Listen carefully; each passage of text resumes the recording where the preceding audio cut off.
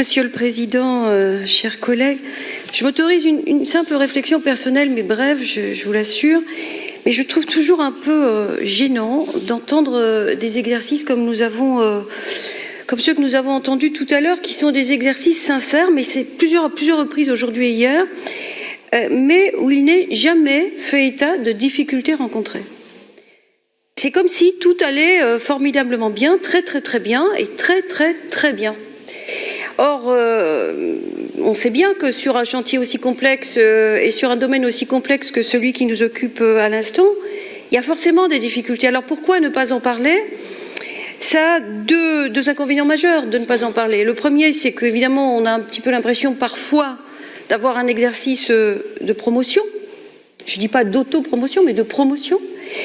Et puis ça amène un autre excès dans la réponse. Puisque quand on dit que tout va très bien, on a envie en face parfois de dire que tout va très mal. Voilà, c'était juste une remarque liminaire, mais je trouve que ça enlève un peu de crédibilité aux propos d'une part, mais aussi à la valeur démocratique du débat d'autre part. Mais voilà, fermons la parenthèse. Et pour autant, du coup, j'y vais commencer par ce qui va bien.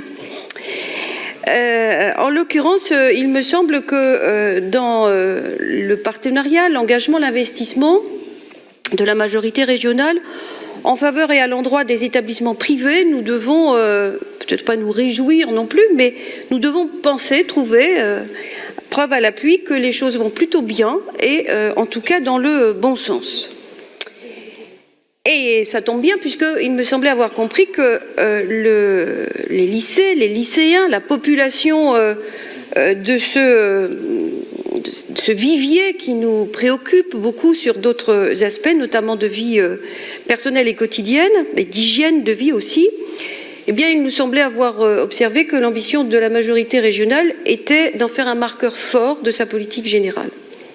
Seulement, quand on observe les choses de près, on se rend compte qu'il y a une baisse très importante des crédits dans les différents programmes, et je crois avoir observé que le Césaire lui-même l'avait indiqué de façon assez précise. Pour les programmes initiatives jeunes, nous observons une baisse de 10,23%, pour l'amélioration du cadre bâti, presque 13%, et surtout pour la stratégie immobilière de gestion du patrimoine bâti, presque 34%.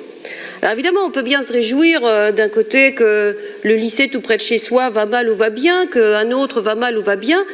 Il faut peut-être avoir une vue un peu plus large et un peu plus générale. En tout cas, ces trois baisses de programme m'amènent à une observation et à une question.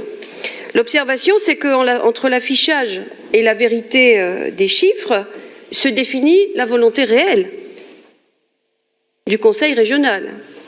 Et une question, quelle est véritablement cette politique en matière de lycée à destination des lycéens, non pas dans l'intention, mais à l'épreuve de la réalité?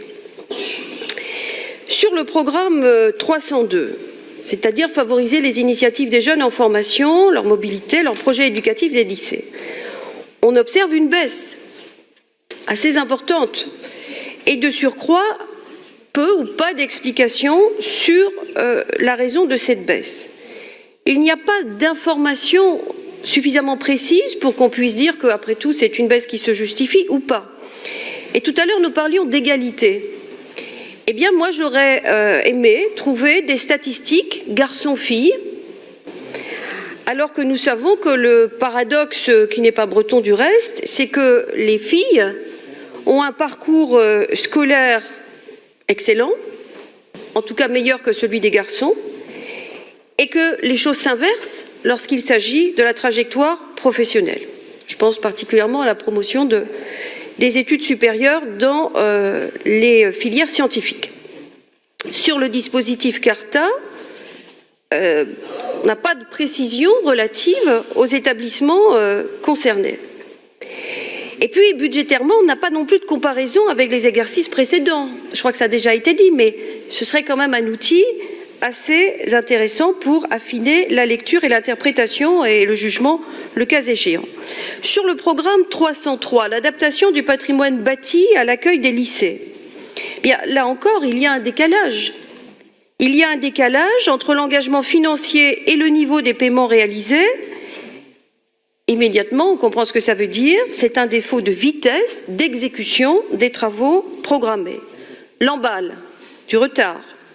6 lycées du secteur rennais, du retard.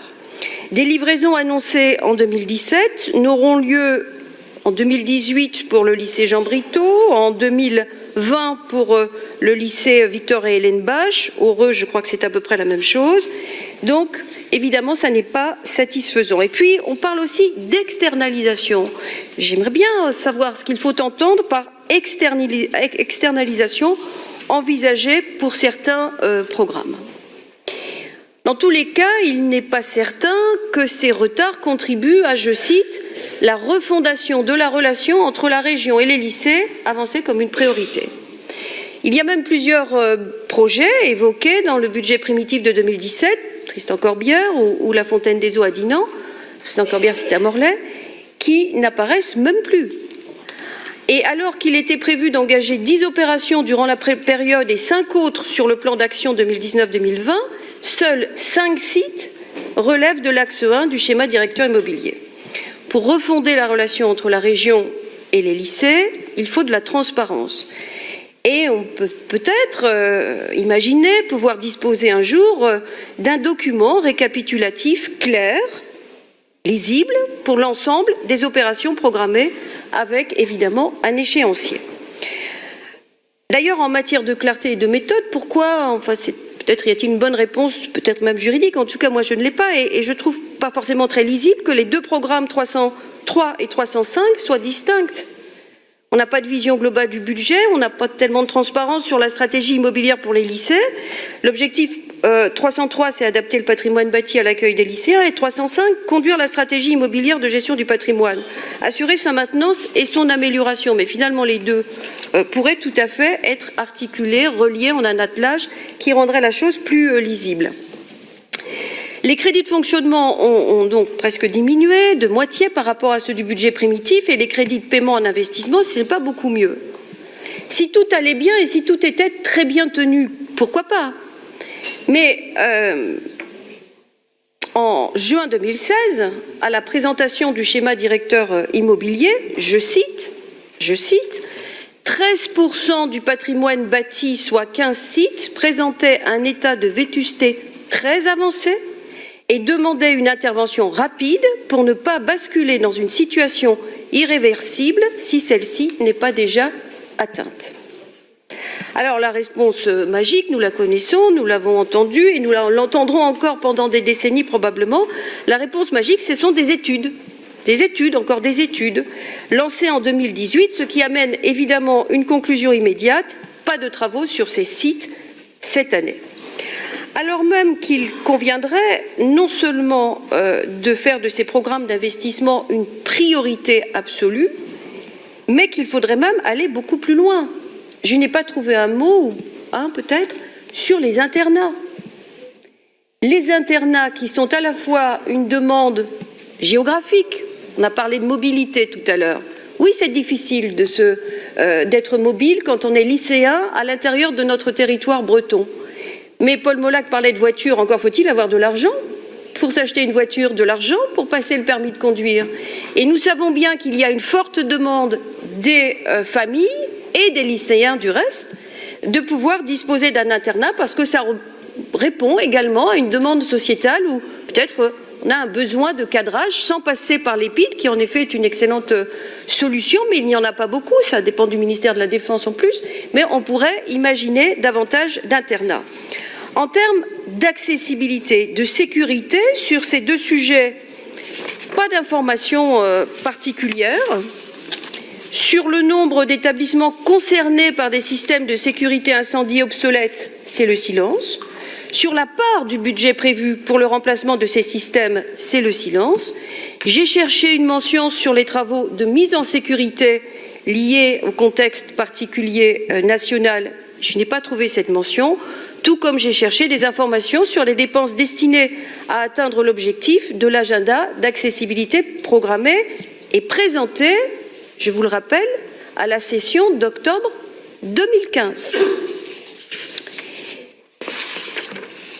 Par conséquent, et pour conclure, si je ne m'embarrasse pas trop, trop de mon petit papier. On voit bien qu'en toute logique, on peut beaucoup mieux faire. Je rappelle ce point positif que j'ai énoncé, je le répète volontiers, pour ce qui est des établissements privés, on peut considérer que les choses vont dans le bon sens. Pourquoi ne pas continuer dans ce cas, puisque je pensais à l'instant à ce qui a été dit sur l'amélioration de la condition de vie des personnels. En effet, c'est important, mais ce que vous avez oublié de dire, c'est que c'est un budget quasiment constant, alors qu'il faudrait que cela monte en puissance. En conclusion, une priorité affichée, sincère, engagée, mais malheureusement démentie sur certains points particuliers cruellement par l'étude des programmes. Toutes les promesses ne sont pas tenues et la région n'est finalement que partiellement au rendez-vous que sont en droit d'attendre les lycéens bretons. Pour leur formation, pour leurs projets, pour leur vie quotidienne, dans des lycées où ils passent souvent plus de temps qu'à la maison.